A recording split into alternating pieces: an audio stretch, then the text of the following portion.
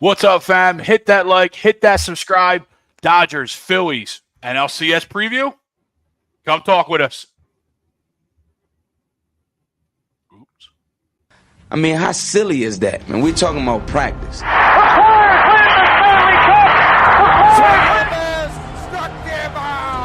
Philadelphia Eagles are Super Bowl champions. Eagles fans everywhere, this is for you. Let the celebration begin. What's up, fam? Welcome to another edition of A2D Wednesday Nights. I am Greg Milokovic. That is Luke Brown. Hill Chrome will join us here in a second. No Tommy, no Mikey Smalls, Mataraki, and no Noah Eaton. So we will keep you entertained for this Wednesday night. End of the show, we will touch on the Sixers Summer League. Anybody? Hell yeah. And there's still a few roster spots open. What will the Sixers do as free agency continues? But our main topic at hand, Phillies approach the All-Star break. Big series here with the LA Dodgers in town. Currently, it is 4-2 in the middle of a pitching change down in South Philadelphia. 4-2 good guys. And that brings us to our poll question. And I'm sorry, our A2D Wednesday night is brought to you by Baggio's Bread, located in Mount Laurel, New Jersey's home of the best stuffed breads, tomato pies, sandwiches, cutlets, and meatballs. Mention A2D for 10% off your in-store purchase. Their new location, go check them out. Their food is dynamite. Our poll question for tonight, the Phillies-Dodgers Series is more than just a regular season matchup. It's an NLCS preview in disguise. Do you agree or disagree? Chime in. Let us know how you're feeling. Luke, I think agree is going to be the easy answer here, right? Like, they're two best teams in the National League, but I'm going to disagree. Ooh. And I'm going to disagree, not from the Philly side. I think right. Without jinxing, and we know how I am, right? So I'm not even going to say those words and speak that into existence, right? But I have major concerns with the Los Angeles Dodgers, and it's not even what we're seeing here today, right? But it is partially what we're seeing here so far this series and what we potentially see down the road, right? It's not necessarily the fact that they're missing Mookie Betts, right? He's a pimp. Their offense, to me, is second to none, right? There's rivals ours if people like myself think that the Phillies are the best offense. The Dodgers is right there. And they have, 5 All-Stars themselves, all of which I think, except for Glasnow, is offensive, right? Probably the actual best catcher of baseball. I know I'll probably catch heat for that, but Will Smith's pretty good back there. And then, of course, Freddie Freeman and Shohei and all that, right? We know them. My issue with them is pitching. Pitching. With the fact that Ohtani isn't pitching, right? Yamamoto is hurt already. Glasnow's hurt again. And Bobby Miller, they just sent down yesterday, right? Big strikeout there of Shohei from Nicolas Cage, a.k.a. Matt Strom. Martian Boss Man is traveling to Boston tonight. He's got a baseball tournament this weekend up in Beantown. But, yeah, look, I'm going to disagree, and it's more on the Dodgers side. I don't like their pitching. I don't like their bullpen. And then they also have the X factor of Dave Roberts is a clown as a manager. I keep hearing him referred to as Doc. I guess his nickname is Doc. I want to know what he's a doctor of, because it's not winning big baseball games. That's for sure. Fan, before Luke goes, chime in. Let us know how you feel. Agree to disagree. This Phillies-Dodgers series is a NLCS preview in disguise. We had a bad doc in our own right too. So there you go. We did have a bad doc, a fake doc. Yeah. Not to be confused with our real doc, and that's Dr. Paul Vidal from Specialized Physical Therapy. Yes, sir. I'm gonna agree, and I see Dynasty's comment, and he's right, and it definitely gives me a reason to fade the agree. But I'm gonna go agree just because I think this year is a little different. We've talked about it all year throughout the baseball season. There's really not that many good teams. And obviously in a baseball series, we saw it 2 years ago when no one really thought the Phillies had any chance. And there you go. So I don't know. I feel like this is the year where teams are just not that good compared to the good teams. And you made a good point, and I'll agree with you totally. I don't have a history of jinxing things, so I'll be the one to say it. If they don't forget the NLCS, if they don't make the World Series, it is a tragic, tragic disappointment. I also want to say I have Spain to win the Euros and Phillies to win the World Series. Oh, parlay action. What's that payout? There you go. I believe it's +8. It's in the 800s. Okay, so we'll take it. That's a good one. Yeah, we'll take it. So yeah, I'm a big fan of what the Phillies have done, and my biggest thing is you brought up the pitching. I haven't really realized, because I don't keep up with it all that much as you do, how much they've been hurt. Right, the Dodgers pitching staff all season. Yep. The Phillies have been hurt, maybe not through the pitching staff, but they've been through their own adversity all year long. And what's the one thing, the one team that's kind of overcome that all year long has been the Phillies. So as long as no major injuries come along, I don't see why this team doesn't hit the World Series. I don't care if it's the Dodgers or any of these teams. And I was talking to my friend earlier, just watching the game. I feel like they play pretty boy baseball, right? Like you saw it kind of in that fifth or fourth inning, one of the two, where they got all those infield hits. Yep. And it's kind of just like you never really see that go down with the Phillies ever. They weren't gifted errors, but those plays are made.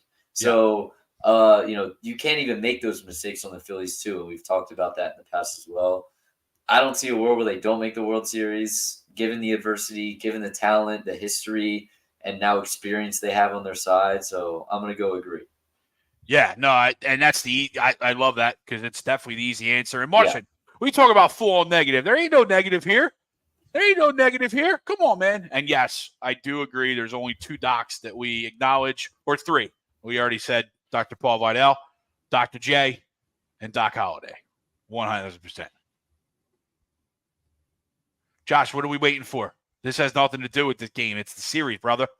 Yeah. It's the series.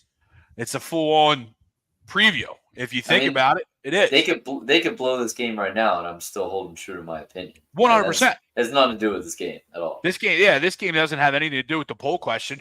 No. We did get out of that jam, though. Bottom 7, Whit Merrifield. Would love to see Whit Merrifield show up here for a couple weeks. Should have gotten home there, too. Should have went home there, too. Yeah. And then, but it's 4-2, bottom 7, 1 out as we head into it.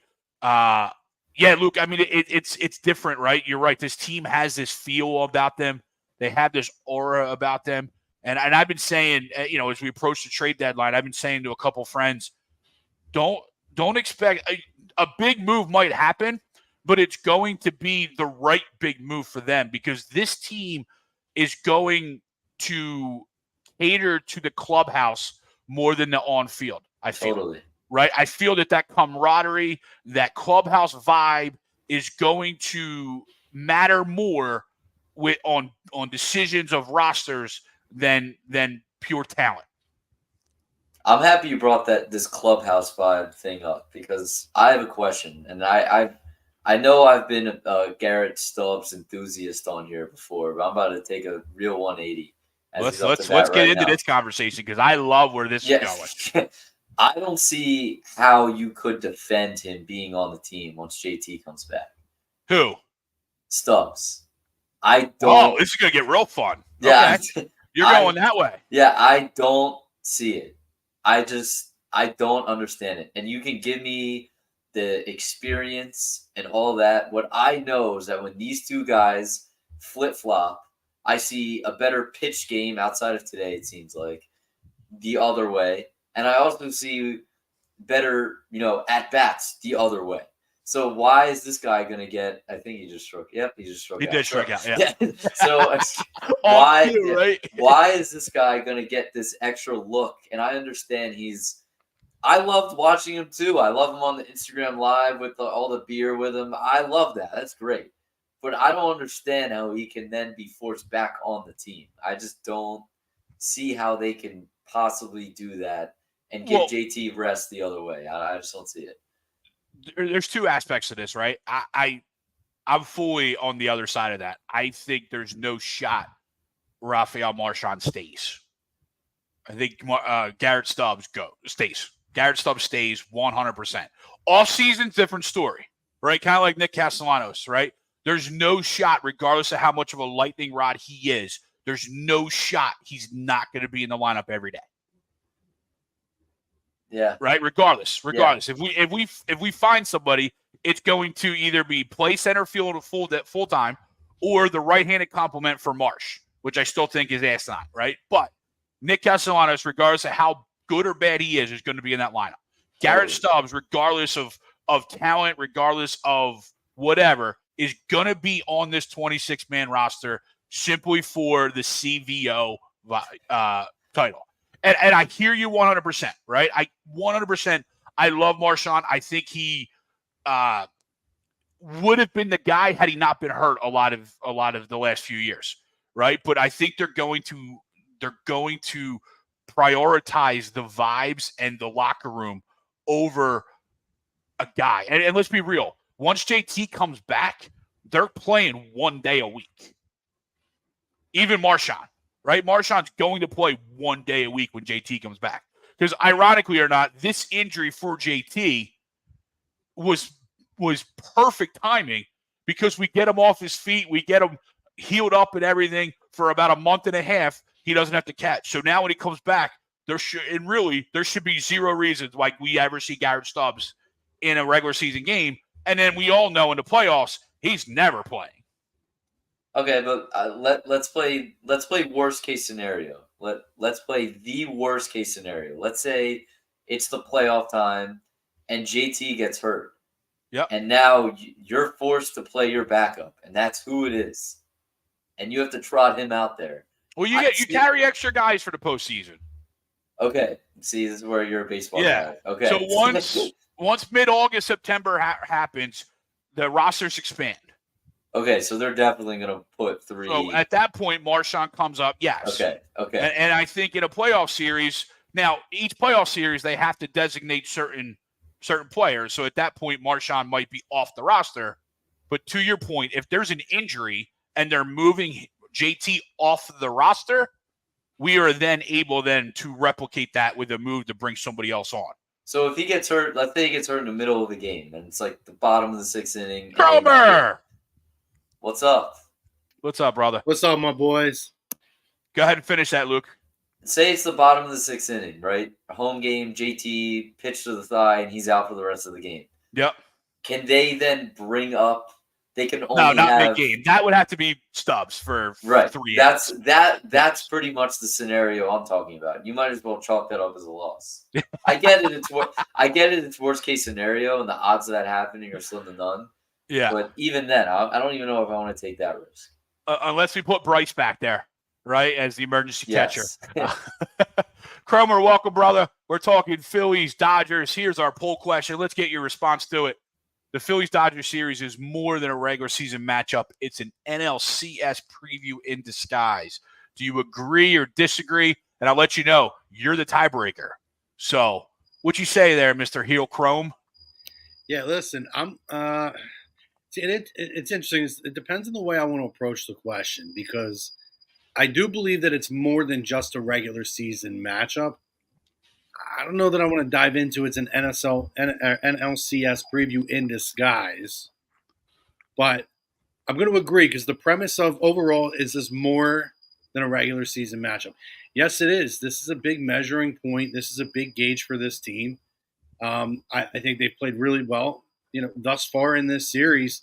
But, the big question with this team all year has been, can the pitching staff keep it up? And, they're quote unquote beating up on teams that are sub 500, which is like 80% of the league, Yeah. The top teams are running. Yeah. Top teams are running away with it. But, regardless, these are the types of matchups, right? When you have divisional matchups, the way they've played Atlanta this season, they struggled against the Mets in years past, and they played them pretty well this year.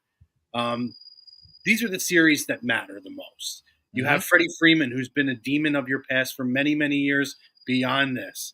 One of the best players in the game in Mookie Betts. A lineup, obviously Ohtani, who, is arguably the best player in the game. A pitching staff that is, more than formidable. And, putting up, what was that, 10-1 or 10-2 the other night? I mean, yeah, 10-1.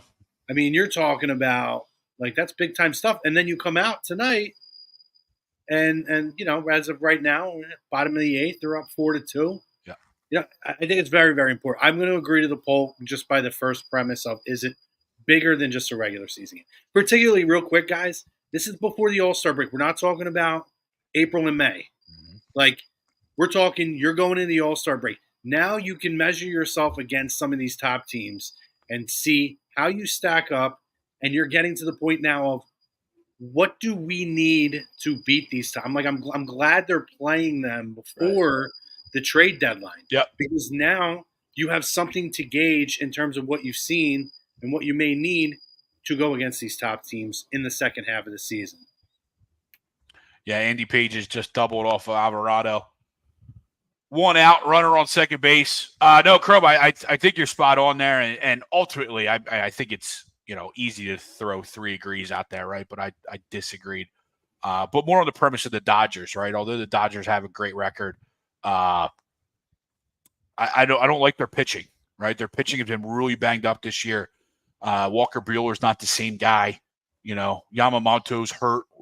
What's his synopsis coming? What's his diagnosis of coming back? Glasdale's not hurt. So, yeah, it's definitely interesting. Oh, is he out? He's out. They scored a run, though, right? 4-3. Still look at that lineup, though, boys. And No, the lineup is 100%. Freeman, Betts, and Ohtani, it's all you need to say there. Absolutely. Absolutely. Wayne, what up, Wayne? Yes, let's win a series tonight. Then he chimes in with an, oh, no, Alvarado. Yeah. Our bullpen, which was really, really what up, Pove? Likely NLCS, but it's baseball. You never know. Absolutely. 100%.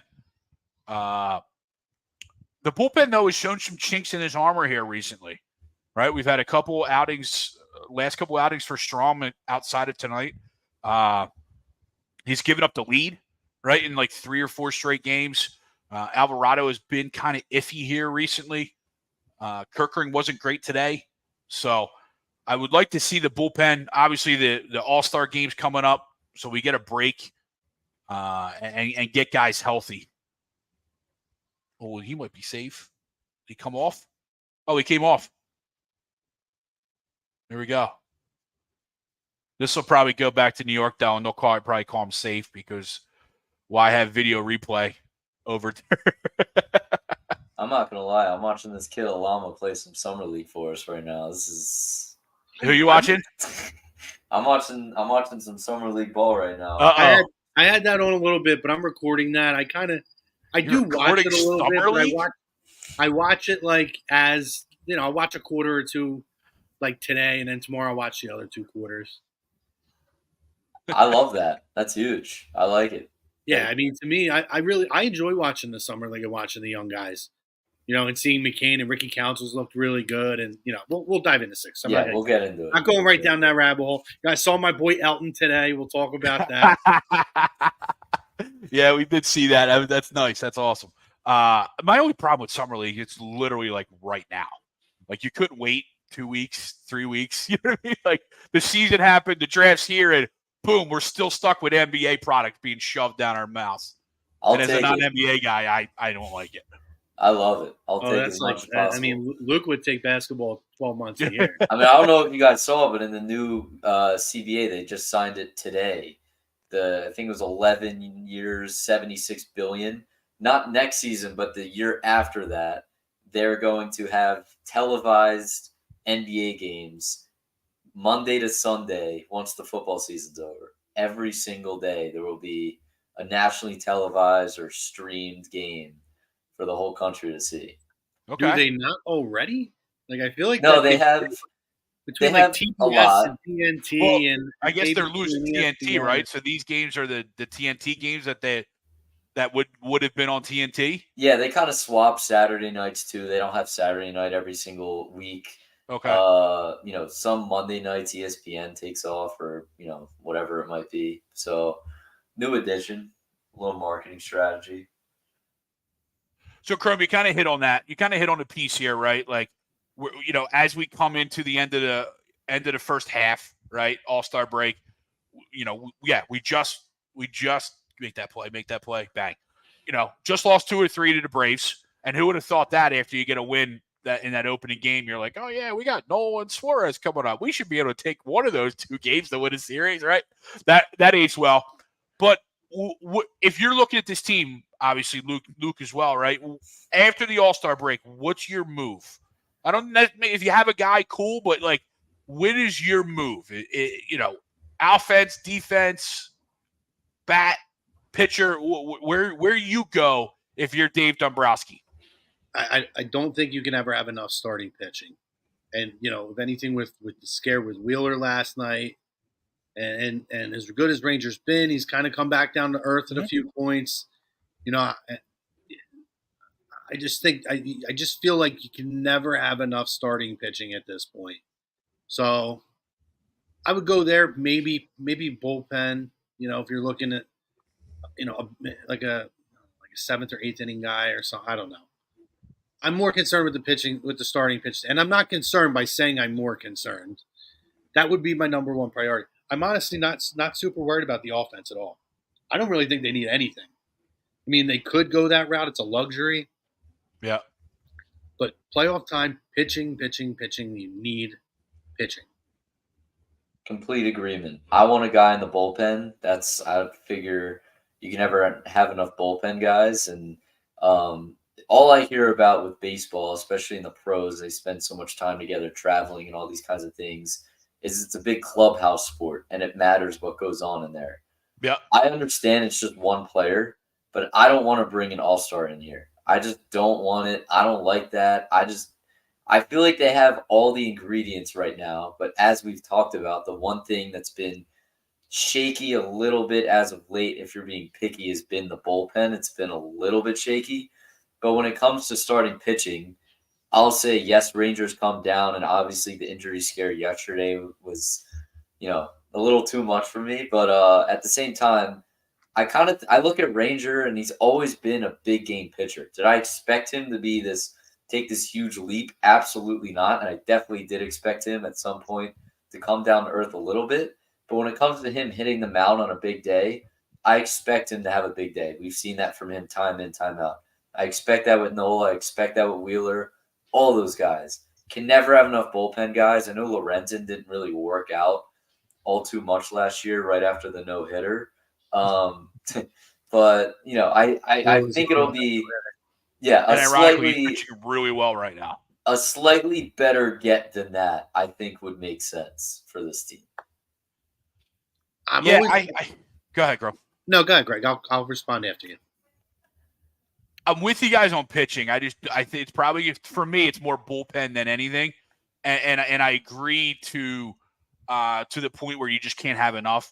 I just don't know that they're going to make a starting pitching move with the likes of Turnbull and Walker sitting there. I know they're injured, right? And I know Walker wasn't any good, but Spencer Turnbull was. Walker, Turnbull, I'm with you. I hear you, but he's here, right? He's under contract, right? So he's not going anywhere. And again, we saw in the playoffs, they're not pitching anyway, especially with the emergence of Christopher Sanchez. Right. Those 3 and 4 are going to pitch. See, I'm like super cautious, and Greg, I think we've talked about this at some point before in the past. I am incredibly cautious with trading for relievers because we've seen it so many times that when a reliever changes pitchers and they change mid-season, they're atrocious. I go back to the Heath Bells of the world. You can go back as recent as Hader when he got traded to San Diego the year the Phillies went to the NLCS. There's other guys that are very prime examples, and Steve Cishek. A lot of guys who pitched really, really well were terrible after being traded midseason. And I feel like a guy at the back end that you could throw out there day in and day out is a need. I just think it's so hard to address that mid-season because it's such a crapshoot. You're asking for a lot. You're asking to put them in high-pressure situations, often with a catcher they've never worked with before, having to have trust in a defense behind them that they never pitched for, in front of before. Just think it's a lot. And that's my worry, is I feel like teams give up way too much for closers, and it doesn't pan out as often as it should. Yeah. In reality, the really only true closer out there that's available is Mason Miller. and he's going to cost you the entire farm system. Exactly. And that's just not worth it. No, not at all. It's just not worth it. Chuckster, what up, brother? Josh asked, what right-handed outfield bat would make the most sense? Josh, I'm glad you brought that up because I got a guy who's not necessarily heavily reported, and he's not necessarily on everybody's radar, but he kind of goes back to what Luke alluded to, what I've mentioned earlier when we were talking about Stubbs versus Marchand, right? Outside of like the Lou Bob, right? Or outside of Dirty Randy Rosarena, right? A guy like Brent Rooker from the A's is an absolute huge power bat, is a liability in the field, sure, right? But is 1-2 days a week where he's playing out when he's playing the outfield. I think he can be a dynamic right-handed bat to Brandon Marsh because that's what I think they're going to do. If it's me, I'm with you guys. I want pitching.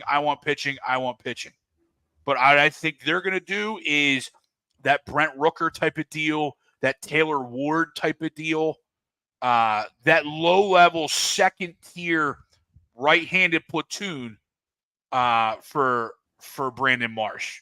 I'm still on the Brandon Marsh plays every day, but they obviously aren't there yet, right? So we're going to deal with trying to upgrade over Whit Merrifield and just have Whit play the infield.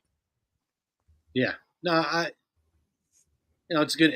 Again, if I'm going outfield, I like Rosarena. I think that KZ, what up, brother?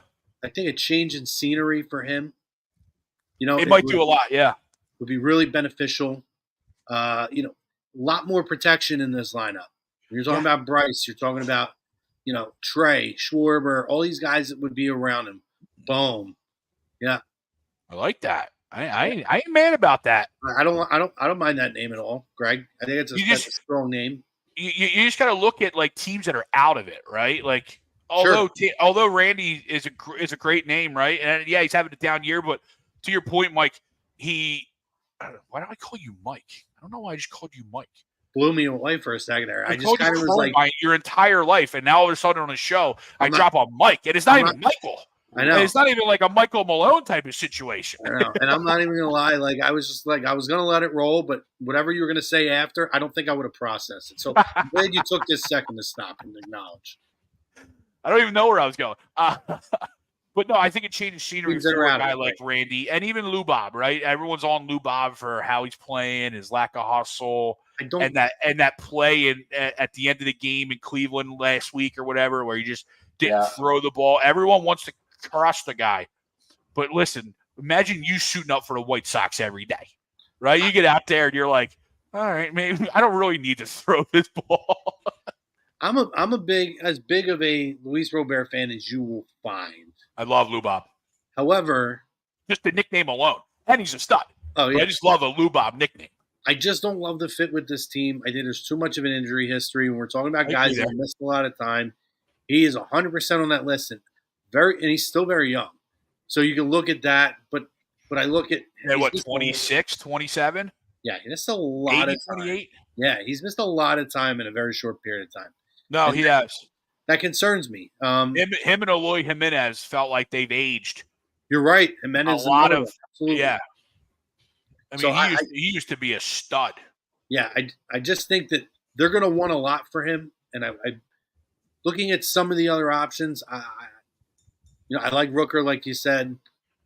Sorry, nephews were going to bed. They're waving at me. Oh, you're all good. No worries. No worries. Rosarena is my guy, though. I think that's the guy that you go for, and I think he fits the lineup. And again, with how deep this lineup is, it really takes, a lot of pressure off of him. As opposed to right now, he's a fairly young guy who, set the world on fire a couple of years ago in the playoffs, and a whole lot of expectation was put on him. And an organization that, although they tend to succeed a lot, doesn't spend a ton of money. Yeah. And at the end of the day, they're hoping to hit lightning in a bottle every year for 162 games, and it's a lot to ask. So that's where I would go. Josh, before we get to this, give us 1 second. To your last comment, Josh, about Jeff Hoffman closing the deal. If you think he's going to get us the save, hit that like, hit that subscribe. Stay with us. Hit the bell. Hit the notification so you know when we all go live. Come on, let's hit these likes up. It's disgusting. YouTube, we only have 9 likes over there on YouTube. What the heck are you guys doing? I know you're there. We see you. We know you're there. Just because Tommy's not here doesn't mean the likes can't climb. Let's go. We're the 3 best on that show anyway. And you can clip this and tell Tommy I said that. All right. Let's get. Well, they loved our Ben Simmons conversation last week. They did love our Ben Simmons. And we brought it up a couple times. Yeah, the last 2 weeks. Well, maybe if the likes don't get up, we'll bring that conversation back to light just to see the chat go bananas. Still in on it. Me too. Oh God, I can't do this. I wasn't here last week. I can't. There's 3 of us then, because me, Mataraki, and Greg are all in. Let's go. Let's get it up. I don't know. Whatever. Chris Kaufman, love that, brother. Thank you. We'll save it. There's Josh. Thanks, Roska. Don, sorry about Toby and Paul Reed out the mud. I'm gonna miss B-ball a little bit, not for any good reasons, but Casey, mine's getting dry cleaned. It's getting pressed and ready to go for the upcoming season. I never threw out my Ben Simmons summer tank top. Listen.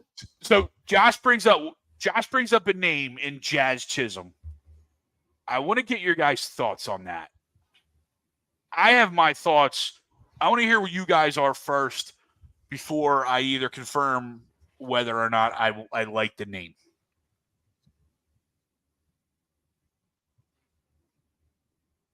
Cromer? Yeah, Did I lose you? Oh. The name's fine. I was muted. I didn't realize I was muted. Yeah, I mean, the name is fine.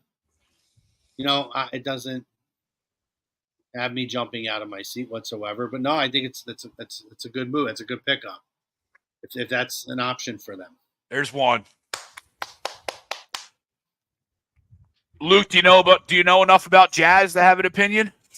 I definitely do not. I'm a big. Okay. I don't blame you. He plays on the Marlins. They're never on TV, so let's just get the bullpen guys in here. That'll get me excited. There you go. I probably won't know whoever they bring in the bullpen. I probably have no idea who he is, but I'll eventually learn to like him. That's kind of how it rolls for me. No, I hear you. I wish Jazz was a right-handed hitter. Let's go there first. Right? If he was a right-handed hitter, I would. He put his name up, I think, a couple of weeks ago. Right? I would like his name a lot. I see a lot more of him just because I'm down here, right? And I see a lot more Marlins games just on regular TV. I'm buying into it a little bit more and more than I had in the past. And it's just from a pure talent standpoint, right? He's got talent, right? There's no denying that. If I use the same analogy and thought processes with Lou Bob and Dirty Randy, I got to give it to Jazz as well, right? You're on a bad team. A lot of what might be getting blown out of proportion might be exactly that, right? Just blown out of proportion, right? The one thing that I do love about this team, as we get ready to get 2 outs here, is this leadership is set, right? This leadership is set. I don't know if everyone heard the clip the other day about Brandon Marsh when he was on with Chris Rose talking about how Schwarber and Harper came up to him his first day and just said, hey, we need you to go, but we're here for you, right? We're in a pennant race. Get going, but we're also here if you guys need anything, right? So the clubhouse, to me, I think can solve a lot of issues. I just wish he was a right-handed batter because then I might be all in on him. Well, I'll tell you what's good about him, Greg. He's on pace compared to what his typical years are to have a lot more extra base hits, doubles, triples. And he's growing in the center field, to Josh's point. Yeah. But he can play multiple positions, so he can play infield. So you're looking at a guy that you can shift around if you need him to play shortstop or somewhere in the infield. He's able to do that for you. Yeah. And the age is a factor, right? Yeah, he's another young pup. He's only 26, so is that all he is? Yeah, you put a lot of that in there, and again, I do like. I didn't look at what his on base percentage is. Batting average is fine, around 260. When you look at his production for his entire career as opposed to this year, he's getting those extra base hits, and it seems like situational hitting too. And He's driving runs in. And again, for this team, I think it's so important because we've seen that be an Achilles heel for this team more often than not over the last couple of years. So no, I agree. Age-wise, Greg, he fits in. And again, to your point, another left-handed bat again. It's weird. It feels like the major leagues, right? How many years was it so hard to find these like left-handed find good lefties? Now I feel like everyone's a left-handed hitter. Victory! Wow, that was close. Ring the bell, boys. Series 1. I don't know if this series will count to the haters who says we can't beat good teams, but they'll say that all the pitchers are hurt. Mookie was hurt. Portishead was hurt. I hope we got high hope. That's a big win. It's a big win. Especially I'm with you. I'm watching this too. Stay tuned, we'll get to some Summer League conversation here in a second. Martian Phillies won 4-2. Or I'm sorry, 4-3. 4-3. Phillies won 4-3. That was a big win. I think this is heading into – because now tomorrow – I don't want to say tomorrow means nothing, right? But now tomorrow means nothing, right? But we still have Noah going, right? So we're going to be in it. We're going to be in that game tomorrow. We're going to win. We already obviously won the series, and then we head into the Oakland series right before the All-Star break. I mean, we got a chance to win 5 out of 6, 4 out of 6, right? With Oakland coming to town. It's a nice little stretch. Was bumping today. I love it. By the way, I just saw him in the back. How did Christian Pache live to see another day? When we made all these moves, Christian Pache lives. Cody Clemens couldn't stick around a little bit. Yeah. I'm good with David Dahl going, but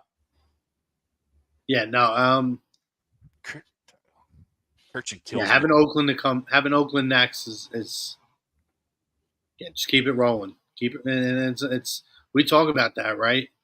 Opportunities to continue to grow your confidence going into the All-Star break, feeling yourself, really feeling good about things, glazing yourself, if you will, Luke. Hey, we always find a way. I'm about to glaze this Aluma guy later. Stay tuned. Josh, you know what's funny? You bring up Noah's home runs, and he went through like a 3, 4, 5 starts where he was good with his home run ball, and then all of a sudden the last couple he got bit by his. The Noah homer. But yeah, he might get 2. The Dodgers are going to hit at some point, right? The Dodgers are going to hit at some point. You got to figure Ohtani and Freeman probably are on a bunch of anytime home run bets tomorrow. Yes, totally. True. We know how this works. Yes. And I think is it a day game tomorrow? What time? 6 o'clock. Kind of a weird time. Weird start. Yeah. Especially for a team that I think is heading back to L.A., right? Where did the Dodgers go out of here? So before we transition to Sixers, we just won the series, so I'm not going to say tomorrow doesn't matter, right? But Oakland coming in 3 days, 3 games. The only unknown with the Oakland series is what does Wheeler start on Sunday, right? That's really the only unknown out of there. But what do we do against Oakland? Do we sweep them? Do we do 2 out of 3? What do you guys say? Sweep. I love it. I mean, you could and maybe should sweep them. They seem to show up like once a series, though. It's weird. They go to Detroit. So, all right, Dodgers go to Detroit, so they're not like that. They're not traveling that far. No, it's to me, I don't care who you're playing. I don't care if you're playing a team that hasn't won a game all year. The goal is always win every series. I don't care if it's 2-1, 3-0, 3-1, 4-0, whatever it is, 2-0. Goal is always to win a series because you already know then you're going to have a hell of a winning record then. So, 100%. Let's start at 2-1 and then, hey, if they can get 3-0 out of there, great. So we got one seed talk too. They're 5. They just pushed themselves up to 5.5 up now as well. So over the Dodgers in the NL. Yeah, and obviously now you got the tiebreaker, which is huge, and in case they get to that close. But yeah, that's a good sign. Yeah, we got Suarez, we got Phillips making his debut, and then right now we have an unknown on Wheeler on Sunday. I think he pitches because I don't think he wants to pitch in the All-Star game. So I think he's going to pitch on Sunday so he can just go and just be a part of the festivities. I don't have an opponent for Friday yet for Oakland, at least according to ESPN. And then they go with Spence and Estes. So let's go sweep it. Let's go sweep it. Let's get Phillips his first win, the South Jersey kid. I don't know if Uncle Sweeps coached him over there. I don't know if he's going to be at the game. Probably not, because I'm sure he's on the baseball field with his own team. But yeah, let's sweep the board. John Malmos. What up, John? Was a good win. Nice taking 2 of 3. Nobody is having the injury bug. Phillies pitching is yeah, absolutely. I don't know. Is this updated yet? Are they up 8 or are they up 8.5 now on Atlanta? I don't know. Let's see here. It says 8 on the ESPN app, but I'm not sure. I think it is. I'm not sure if that's updated yet. Today was 60, right? Did they already? Yeah, they got 60 today. The Braves are also at the Braves are just Arizona. starting. Yeah, they're at Braves Arizona. just starting now, so it could be 9. Yeah, or 8.5, whatever. Yeah, it'll be 8.5. Yeah. Can you? I know we're, and then we'll move on to Sensors here. I just want to say this. Like, again, I'm not even a Philadelphia Phillies fan, and I'm like kind of blown away by it. What's up, Chiquita? What's up, Chiquita? You're so used to looking up. John, don't start, John. Don't start. Every year to Atlanta, like from the first month on. And it is just crazy that we're not even at the All-Star break and they're up 8.5, 8 games at the current moment as it stands. Yeah. Just crazy. Like how, the hunters become the hunted, I guess. Yeah. And who would have thought too, right? Real quick, right after that opening series. We're like, oh, here we go again. Oh, totally. I thought for the worst. Even opening weekend, Reds come in, take 2 or 3 from us. We're like, oh, here we go again. So bad, yeah. Can we get off to a hot start? And me included, right? I was in full panic mode. I'm like, I love this team. Why is this team sucking right now? Yeah. Can we, by the way, applaud the year that Paul Skeens is having real quick? I know he's Pittsburgh, right? But over the last 12 months, he was a College World Series champion, most outstanding player at this College World Series, recipient of Dick Hauser Trophy, whatever that is, number 1 overall pick, just made his first All-Star game, and oh, by the way, he's got Livy Dunn on the arm. Yep. And he's probably starting the All-Star game. Let's be real, right? With Wheeler, because Wheeler's scheduled to start on Sunday, and Chris Sale's scheduled to start on Sunday. So, what a tremendous 12-month period. Bravo, sir. By the way, if I'm the Pirates, I need to make a deal. Pete Alonso. Is he available? I think so, because the Mets don't want to pay him. Yeah, he didn't get paid yet, right? Yep. No. So, if you look at the Pirates, Brian Reynolds, Andrew McCutchen, O'Neal Cruz, Pete Alonso, that rivals a lot of good teams' top 4 in their lineup. Yeah. Good old Andrew McCutchen, man. He just keeps trucking. Still doing it. 10, Don. Hey, Don, by the way, congratulations. You guys got the reuniting of 2 names, 2 guys that the world was not ready to break up yet. And Tobias Harris and Paul Reed. Can't wait to watch those 2024-2025 Detroit Pistons. I hope you have a great time. Which is funny because they're 2 total opposites. Tobias will go like this, and Paul Reed will give you a roller coaster for a lifetime. You don't know what you're going to get. It's awesome. Fam, one last time, as we transition over to some Sixers talk, hit that like, hit that subscribe. Let's pound that for us. Come on. All right. Summer League. Obviously, Luke's watching it. Chrome shocked me to the point where he says he's DVRing it. Well, I have everything Sixers. Summer League. I have everything Sixers set to DVR. So everything, like when the Dr. J documentary on NBC Philly Sports, it all records and I just delete what I don't want to watch. But I do go back and I watch the Summer League games. I just watch them very casually. I won't watch every game. I used to be with you guys, and then I used to be there.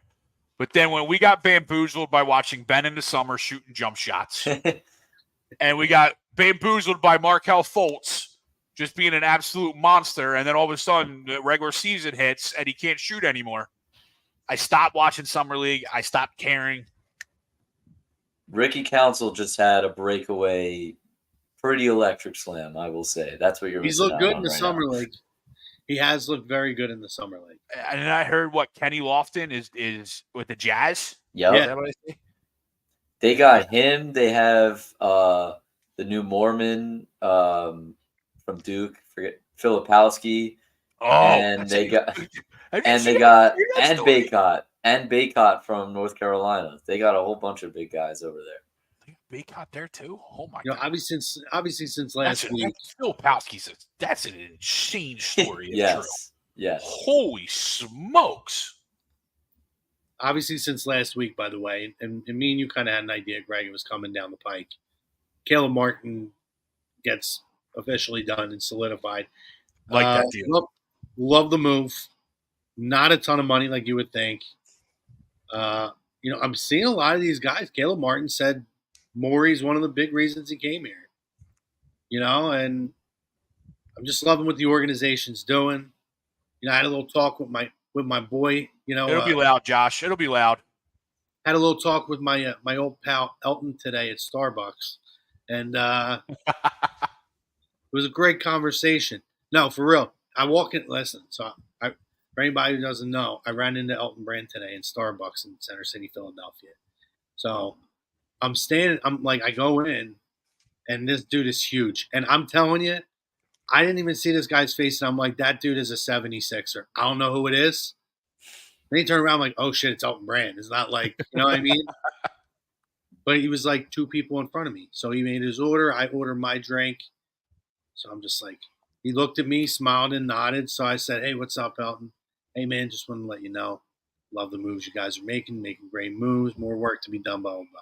He told me that we haven't heard the whole Daryl Morey version of his story about when they went out to travel and visit Paul George. And that he said it's a very. Are we going to hear about it?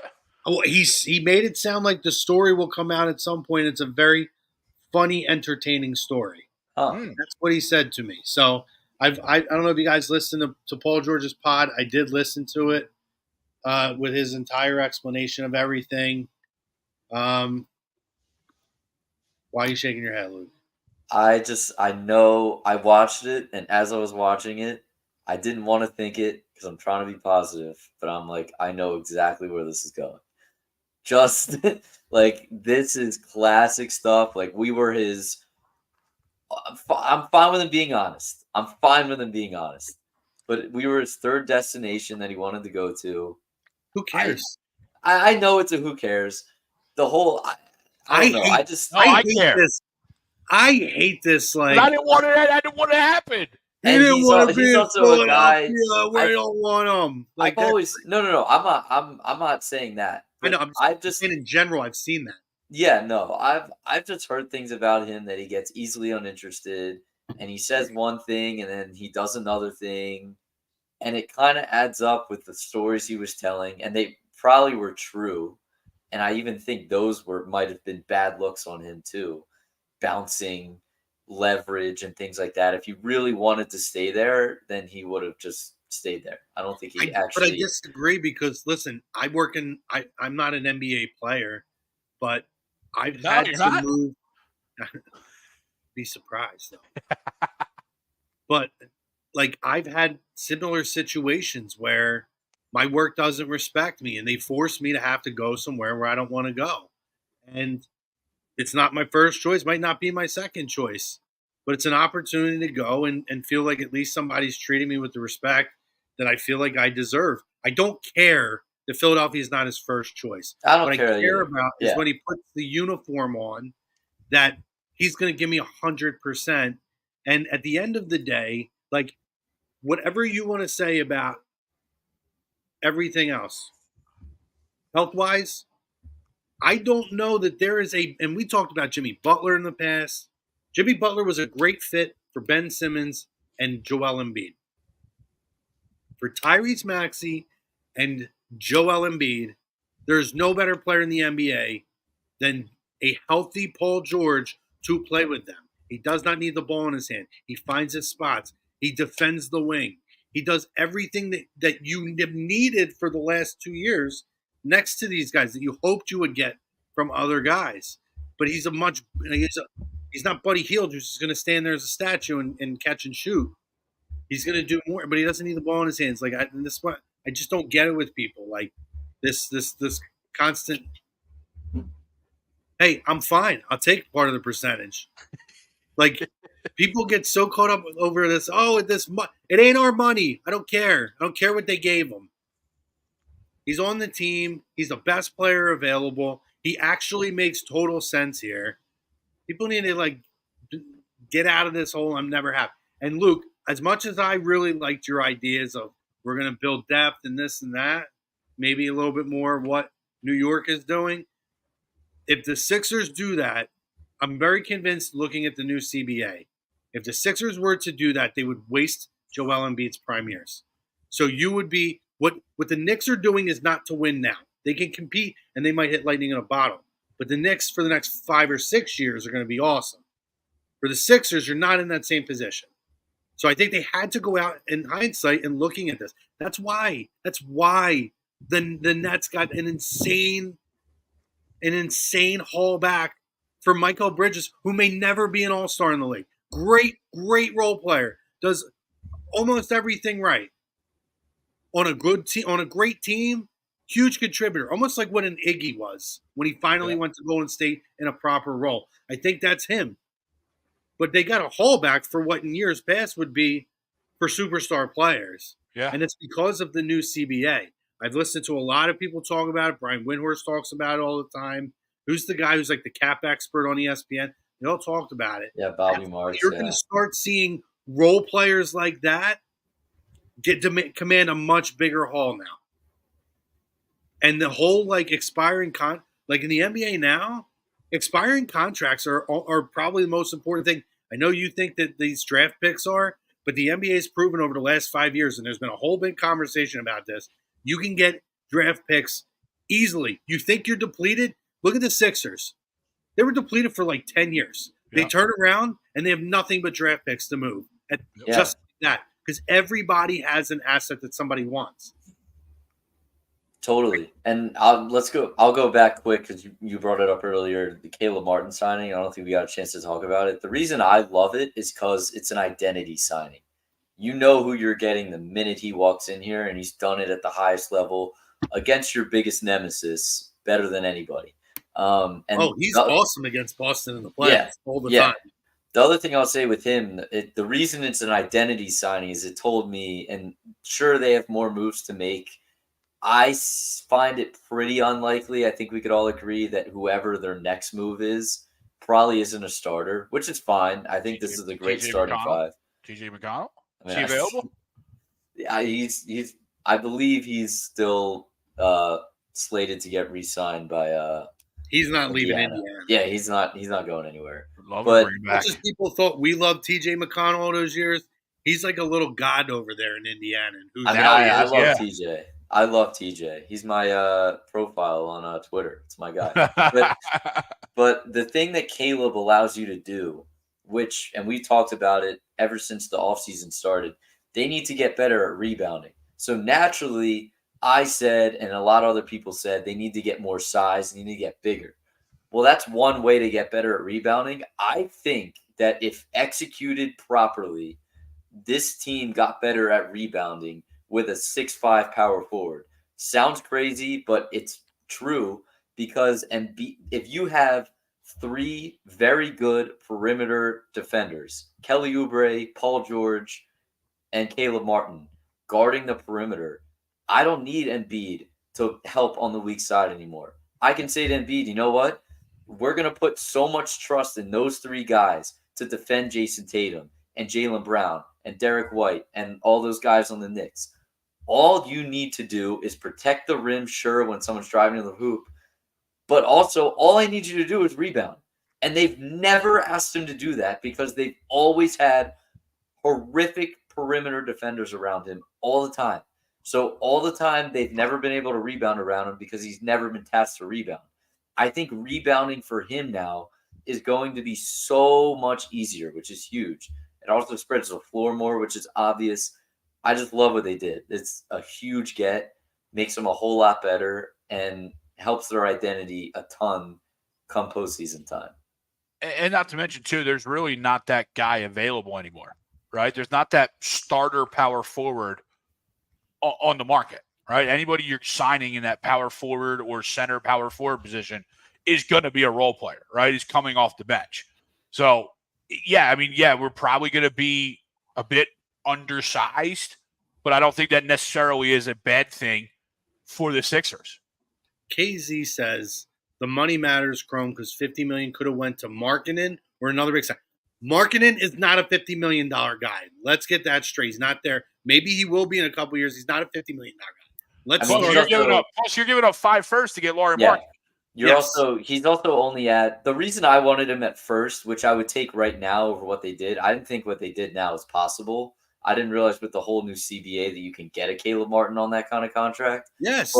But the reason that I wanted it back then and didn't realize how it affect those kinds of deals was he only has an $18 million cap hit. I had no idea that Caleb Martin would go for $8 million a year. Yeah. And you could get all these kinds of guys in here like that. And he took less money. See, all right, he did technically take less money, but I think the timing of it is off, which is fine. I don't care why he came here. It's a great signing. Right. It's awesome.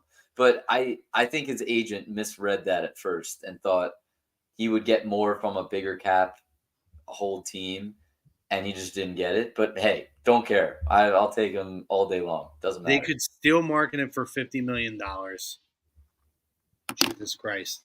And then we're putting Ben Simmons and Matisse Thybulle in the same conversation as a Hall of Famer like Paul George. Listen, I love Ben. I'm all for bringing him back, but let's get our fucking minds together here, okay?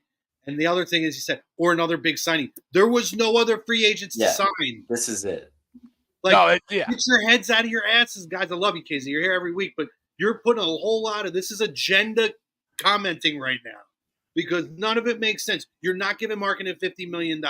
You're not. There was no one else that is out there that's a max level guy.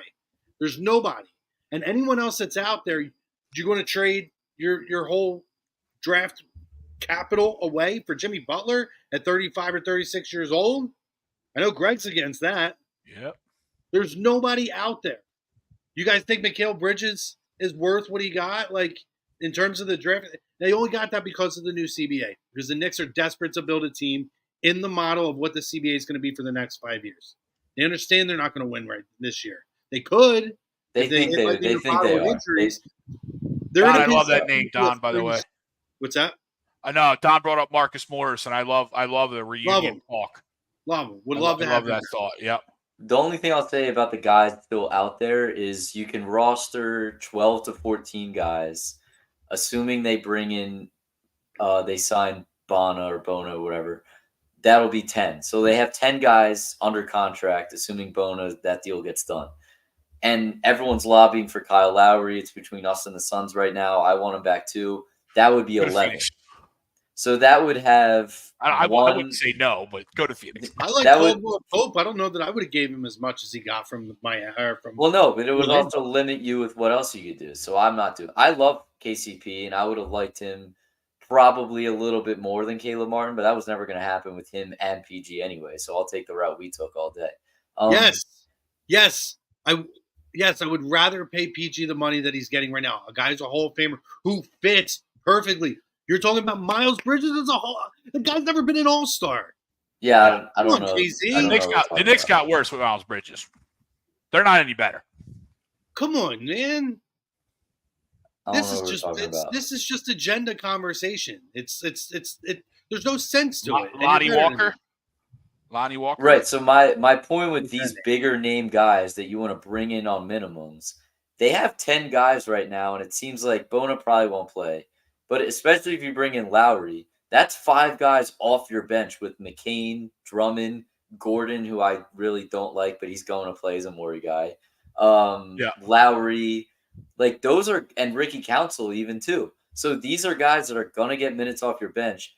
I don't know if it's really realistic to have a pitch to a guy like Lonnie Walker or a Gary Trent Jr. To be the 11th or 12th man. Yeah, like I think that they'll probably go somewhere else just because the only reason they're taking the discount is to play for a winning team and actually play, not to sit there. So I think realistically they probably won't be.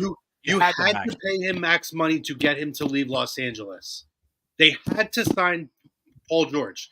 And the other thing that people don't understand is expiring contracts in this league are the most valuable thing right now in the NBA. It's bigger than draft picks. It's bigger than cap space. Yep. And the fact is, if he stinks by year 4, he has a huge $60-something million cap hit that is an expiring contract. It's an asset in year 4. Yes. Come on, guys. Put your thinking caps on. Let's be a little forward thinking here. And if we're going to sit here and talk and throw these names out and start talking money, then let's start using the common sense. Right, because I said last week, everyone brings up the 5 first-round picks. The Knicks can't get Mikal Bridges if they didn't trade for expiring contract Bojan Bogdanovic. They can't even do it. So the expiring contracts are huge. There's no way. He's the biggest asset in the NBA right now. Yeah, I would be shocked if Paul George plays 4 years here. And that's not to say that we won't win a championship. That's not to say I don't think it's going to work out. But by the time he's that old, again, some really bad team is going to say, yes, we will take on that contract, that expiring contract, and we'll give you whatever back.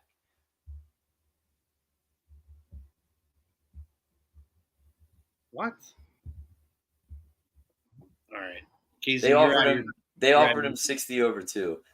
He wasn't going back there, but he was. Let me tell you something. Over 2. He wasn't going to the He's East talking Coast. like they offered him $60 million a year. Yeah, but he's also like, it doesn't matter what if it was anything below the max, he wasn't going to come to the East Coast. We have to pick up his family and move them. It makes no sense. Like, he basically admitted that. Yeah, you have to overpay sometimes to get guys. And again, they're taking a shot the first 2 or 3 years. They're 100% taking the shot. It's probably the last of Joel's prime years. Tyrese Maxey's continuing to grow, and he's already a budding all-star right now.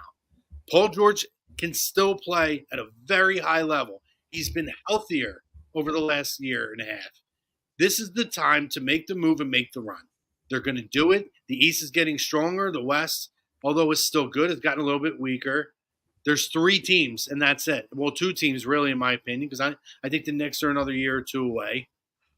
Like, to really be there. This is their shot. Go for it against Boston now. By the way, after this year, you're the second best team in the East. Well, but right now, Greg, the thing is, too, again, guys, take a look at all the cap stuff. Learn about the CBA. Boston's going to have to make a lot of decisions over the next 2 years after this year. Yep. They may have 2 years of a run-in if they could figure out some finances, but they're really looking at this year, and then a lot of tough decisions are going to start coming down. And guess what? The Sixers, by then, if you talk to a lot of experts, think even if the Sixers aren't there this year, they're really building for next year.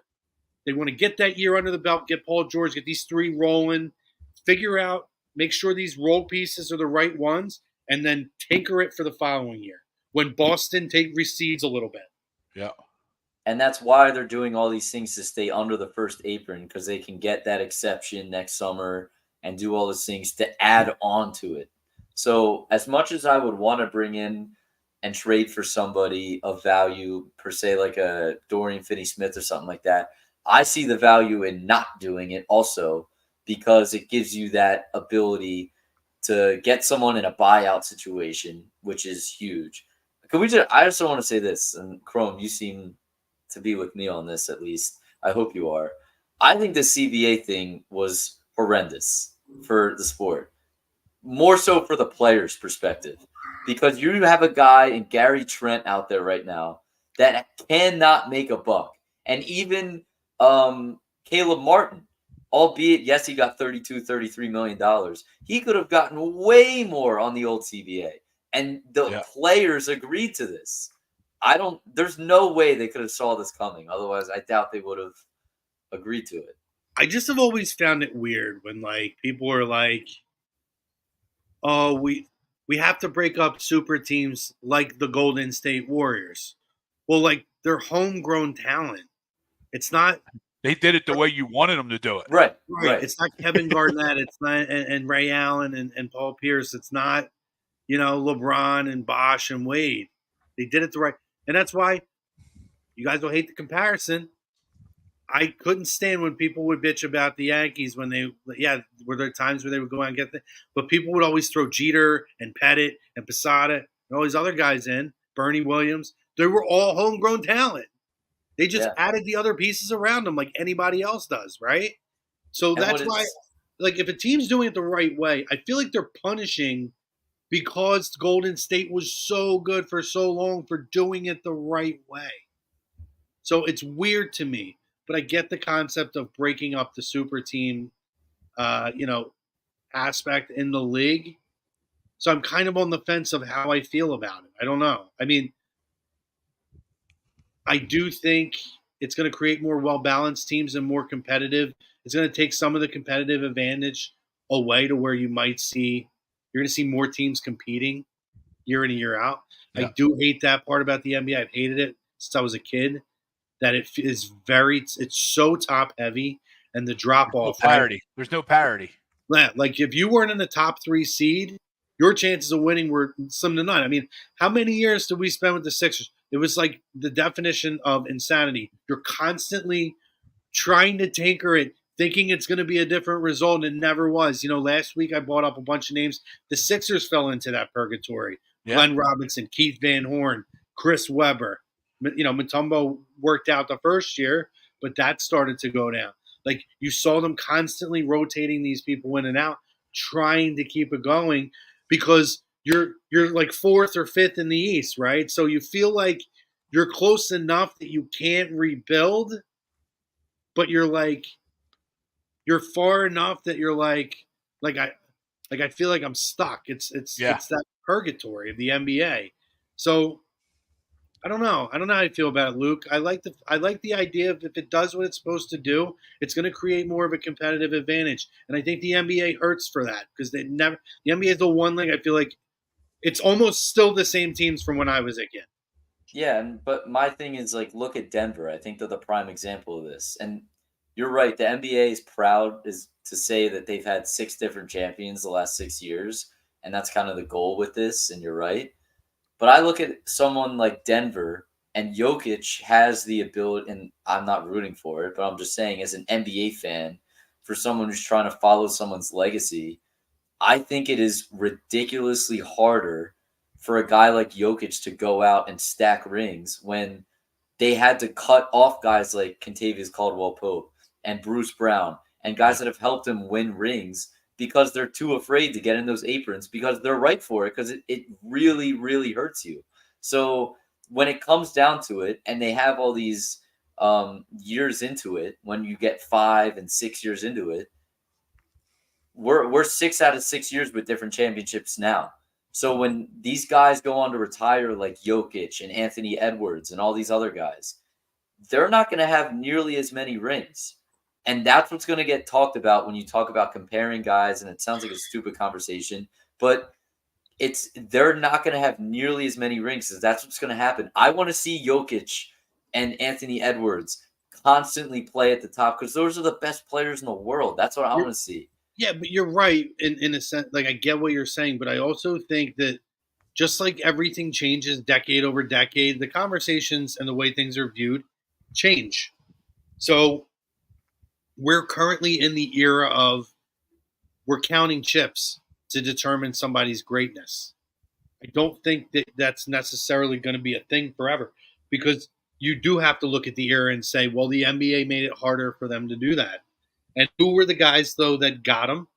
Who were the guys that stayed at the top? That's when you start looking at the other accolades, MVPs, first team All-NBA, first team All-Defense. You look at the impact they had, and then you look at the impact they have on the players around them. How many other players became better players around? Like, I mean, I know that's like an objective point of it, but when you have Hall of Fame voters, they objectively decide anyway. We see that with MLB every year. So, like, I just feel it's like I don't think that's going to there's a lot of really great players in the Hall of Fame, like all-time, undoubtedly great players that never got a chip. Guys like Charles Barkley, Allen Iverson. Sadly, they don't get looked at, and I disagree with it completely, especially if a guy like Joel goes out without a ring. Look at what Michael Jordan won titles with compared to LeBron. You know what I mean? Too, and that's why. Jordan did it in one of the most difficult eras of professional sports. Well, in NBA, where there were so many bigs. It was a big man's league. The physicality was through the roof, and he did it with Jason Caffey and Bill Wennington and Luke Longley and B.J. Armstrong and Jim Paxson, or is it Jim Paxson? Is he the actor? John Paxson. Jim Paxson was the actor that died from Titanic. Jesus Christ, and Twister. You're a mess. But all those, you know what I mean? And Robert Parrish, who was way over the hill by the time they had him. I could go on. You know what I mean? Jason Bullock, Bryson DeLay, or Jason Williams, whatever his name was. Whatever his name is. Listen to the names that he won with. Yeah, he had Pippen. Yeah, he had Rodman. He had Horace Grant, who people thought was going to be this unbelievable player, and he was a good player for a long time. But it was just a different that's what I think the NBA wants to get back to, those kind of teams. Not that thin, but they want to get back to where there's a competitive balance in the league. Back then there was.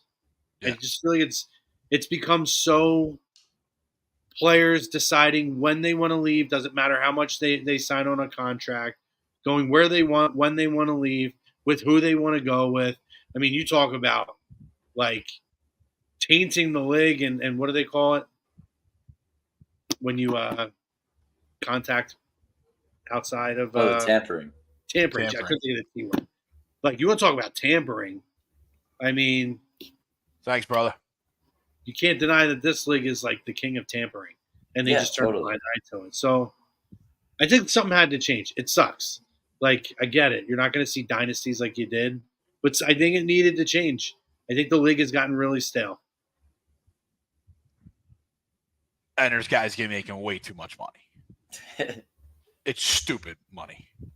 You got people in the chat that want to pay Laurie Markkinen and Mikal Bridges $50 million a year. Wait, all right, I get you. But KZ came back, right? He came back to earth, right? KZ came back to earth just like KZ always does. I'm giving him – I know. He does. He comes out at us sometimes. He comes back. He circles back with us. I love him. That's why I said you're better than that, KZ. This is pure agenda talk, and we don't do agenda talk on A2D Radio. We're getting ready to get out of here. We got 23 likes on YouTube. I need 2 more likes. Let's go. We got to get at least 25 likes. I mean, I would love to get 50, 100, but I know where we're at, right? Let's get 20. Let's give me 20. Give me 2 more likes. Give me 2 more likes. And as we get ready to get out of here, KZ wants to look at Jared McCain's stat line. All right, I was hoping you were gonna bring tough one.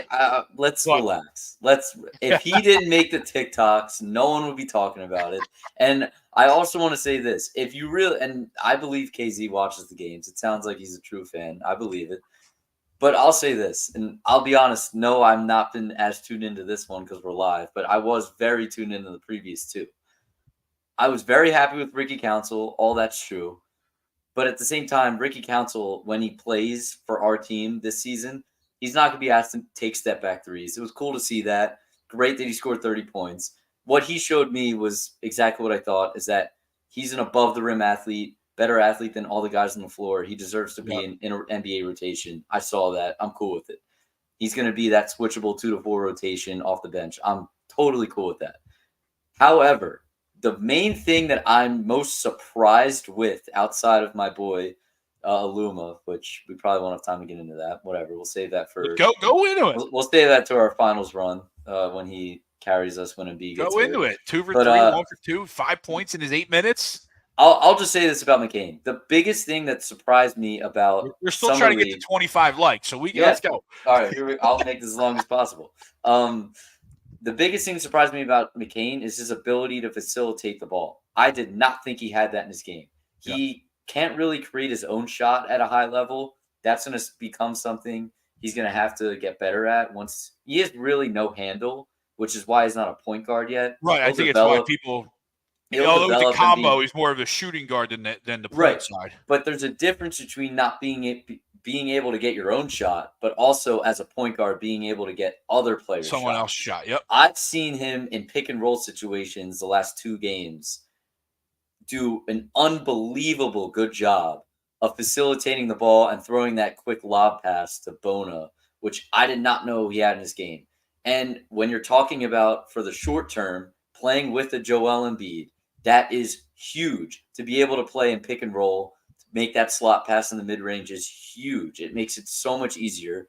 And also in the long term, when you talk about playing with Tyrese Maxey, I love when Maxey has the ball in his hands. I'll make the argument, and I've always said, I think he's even better when he doesn't have the ball in his hands. Because he's so fast off the ball. He's a tremendous catch-and-shoot player. So that when he has the ball and he can set up Tyrese off the ball, I like that long term. So I am very happy. So while the shots aren't falling, the quick release is there, the shot is there, it'll fall. You can't base it off of 3 games. He will be fine. Let's relax on this McCain hate. I'm not for it. I'll go back. We also saw Ben Simmons shoot jump shots. We saw Markelle Fultz, before he learned how to not shoot, was able to shoot. Summer League is just like spring training. It's all a matter of what you're looking at. And we need one more like. Come on, guys. Yeah, one more. KZ, he can't get his own shot. He can't.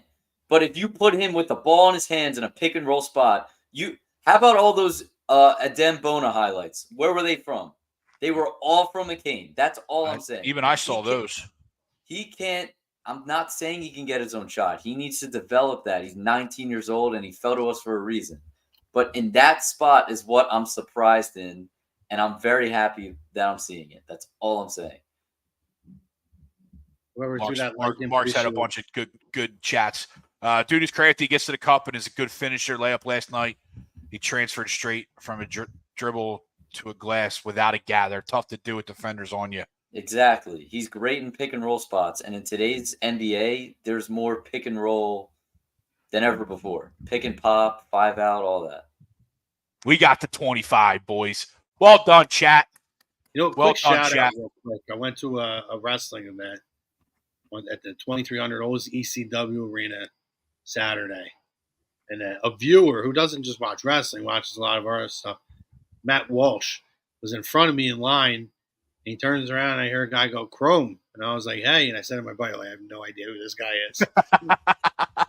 But he totally got the vibe. I had no idea who he was. And he's like, oh, I watch A2D. So I didn't want to think I was just being some weirdo saying hi. I was like, oh, no, it's great. I appreciate it. So I talked to him for a little bit. Wanted to give him a shout out because I've seen his name over the years in a lot of our different chats. Appreciate you saying hi. He wasn't in tonight so far. No. But if any of you guys ever see us out, I'm very chatty Cathy, man. I'm ready to go. So please say hello. It was nice. Matt, if you watch this on the replay, send a chat in. Chrome will come in and follow up with your chat. 26 likes. I love it. So real quick, Luke, before we get out of here, Ricky Council, McCain, Bona, obviously all probably making the team in some capacity. Edwards we have on a 2-year or a 2-way contract. Any of the other guys on the roster in either the main roster heading into the season, do you see any of that? They need a backup point guard desperately. I love Maxey. We all do. He's not even the best facilitator himself. Yeah. I think that's easily the biggest weakness of the team right now is that they don't have great facilitators, which, again, no reason to panic. There's still time before the season. Ben Simmons. No, won't do it. We'll get into we'll go on for 2 hours. Can't do it. Thanks, Johnny. Appreciate it, man. Won't do it. I'd look for a Lowry to come back maybe. No, I'm sorry. Off the Summer League roster. Oh, off the Summer League. I mean, there's a Romeo Langford out there maybe, but I doubt it. This Aluma guy looks big. He's older than some of the guys on the team. He played in Korea, I believe, last year. He has great size, can shoot a little bit at that size. I think I think he went to Virginia Tech. Virginia Tech. I just looked him up. Played I'm in not going to Korea go last year. He is 25. You're right. He is kind of old. Yeah, but I mean, a guy that could be a project signing, a two-way deal kind of guy, I'd be happy to bring in here. Why not? All right. Good stuff. By the way, Don's nervous about USA losing in the Olympics, let alone to Canada. Anybody else? Anybody going to talk Don off the ledge, or are you joining him on the ledge? First of all, tonight doesn't matter. It's an exhibition game, and it wouldn't surprise. Canada wants this more than we do. So if we lose, I wouldn't even freak out. Don, we can't wait either, brother. But yeah, it's gonna be like the Hangover. Not gonna happen. Yeah. It's gonna be like the Hangover. We're gonna lose somebody. We'll lose Chrome. We'll lose Chrome in the middle of some random city. It'll be the first time I walked around, got lost walking around the streets of Chicago one night. Didn't find my way back until 7 a.m. This was before GPS still. Lucky I'm alive. KZ's with you on the Illuma. Me and KZ agree on something. I'm with it. Fam, we appreciate you. We're going to get out of here. Thank you for joining us on another edition of A2D Wednesday night, brought to you by our sponsors over at Baggio's Bread, located in Mount Laurel, New Jersey, home of the best stuffed breads. Tomato pies, sandwich cutlets, and meatballs. Mention A2D for 10% off your in-store purchase. They do have a new location. Google them. Get over there. Their food is dynamite. Big series win for the Phillies over the Dodgers. NLCS Preview. We appreciate you. Hit that like. Hit that subscribe. That's Heel Chrome. That's Luke Brown. I'm Greg Milakovic. We'll see you next week.